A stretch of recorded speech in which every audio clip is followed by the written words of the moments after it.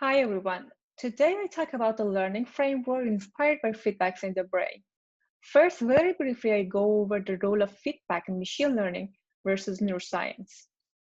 So in machine learning, backpropagation has been the main learning algorithm which can successfully train deep neural networks. This inspires many to try to implement a bio-friendly version of it as learning algorithm brain uses. There are many aspects of backpropagation, also or for short, backprop, which seems to be not bioplausible. However, today I'll focus on one of them, which is often overlooked. Backprop needs a feedback computational graph to propagate the error back to do credit assignment. We call this network shadow network. Why shadow? Because this network mirrors the forward network at every step of the learning phase and disappear and never be used after learning finishes. What about feedback pathway in the brain? Here shown in red are forward connections and shown in blue are feedback connections. While there seems to be a genetic anatomical symmetry between forward and feedback, like what we saw in backprop, it seems very unlikely that brain turns off all those feedback connections for inference. So generally speaking, feedback does the learning in machine learning, but in neuroscience often attributed to cognitive processes during inference like attention and mental imagery.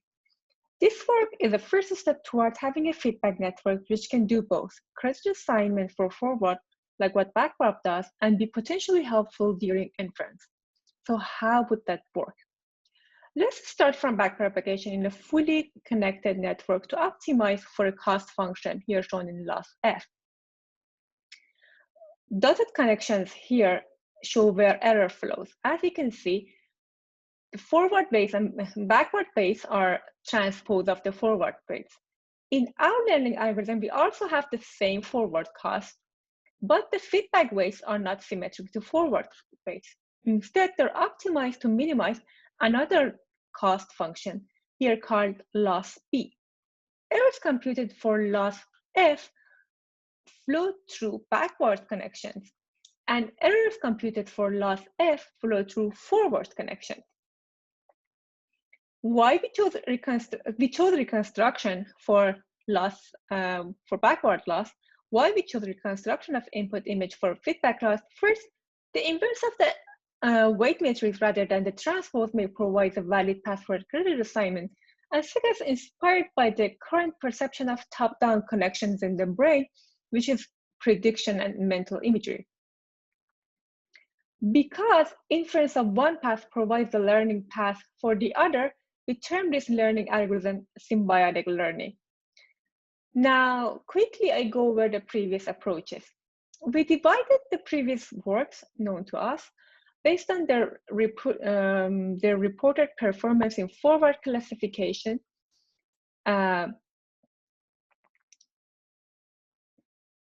perhaps surprisingly, random feedback can also do credit assignment, which was first reported by Tim Lillikrab in 2016 under the name feedback alignment.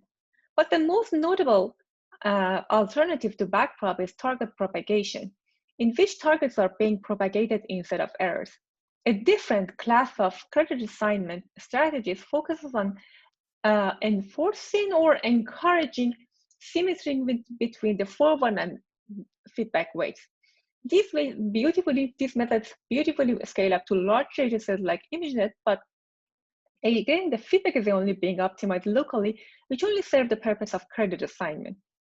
Now, we need to pick algorithm to compare symbiotic learning to them. From lower performing category, which includes random feedback and target propagation, we chose random feedback because it's shown in previous works that it's achieved higher performances compared to target propagation. From higher performing algorithm, we pick backpropagation because it's the gold standard learning algorithm.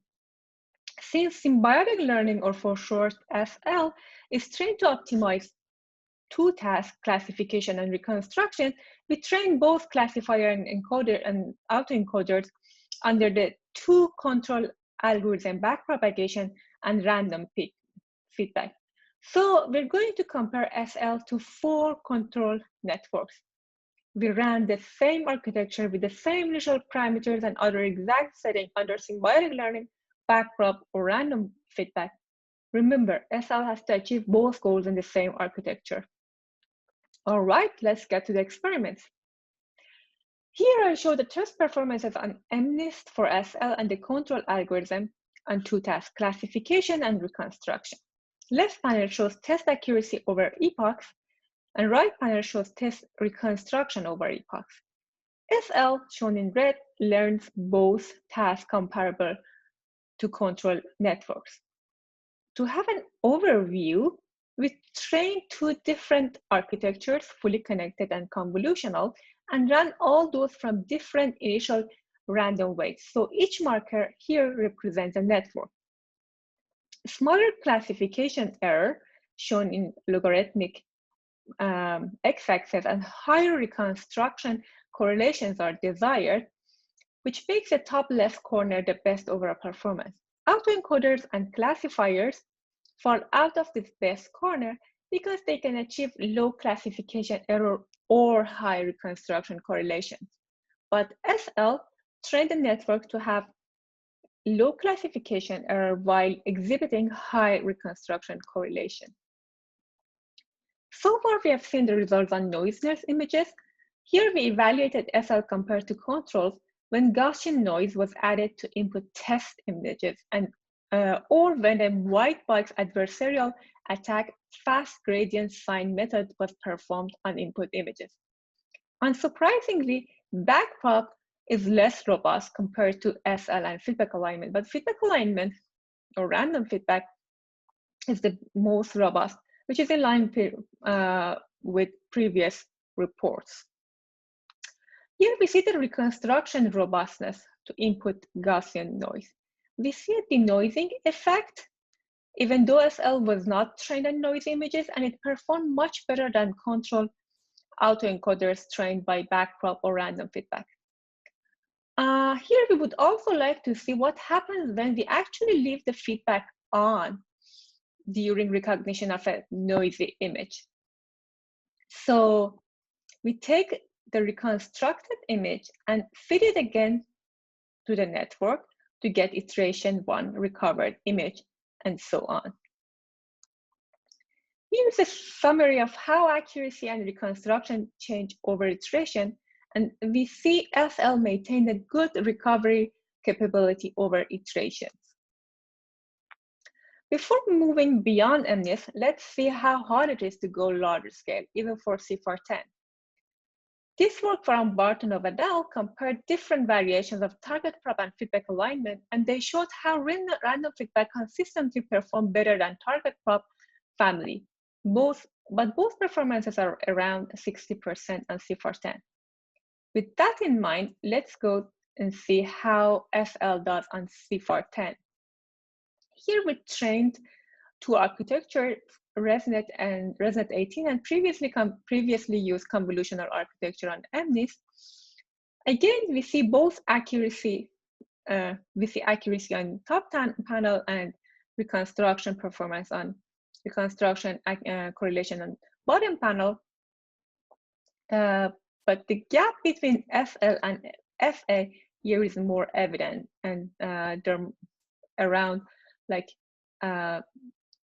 78 compared to 72 on average. So these are on average results. Again, to have an overview, here in a scatter plot, I show test classification error versus test reconstruction correlation on both architectures, ResNet 18 and customized convolutional. Again, the best corner is top left, and the train network by SL land right on this corner. So to summarize, I showed how we can have a symbiotic relationship between feedback network and feedforward networks participating in both learning and inference. Symbiotic learning doesn't need a shadow network, and it learns to perform two tasks, while other algorithms may run the forward network toward perfection on one task or the other, as shown here. Symbiotic learning can optimize for both tasks by benefiting from feedback network. And with that, I would like to thank the co-author in this work, my PI, Elias Issa, and I'm thankful to all helpful comments from ESA Lab and computation facilities from Axon, GPU Cluster, and NVIDIA. Thank you.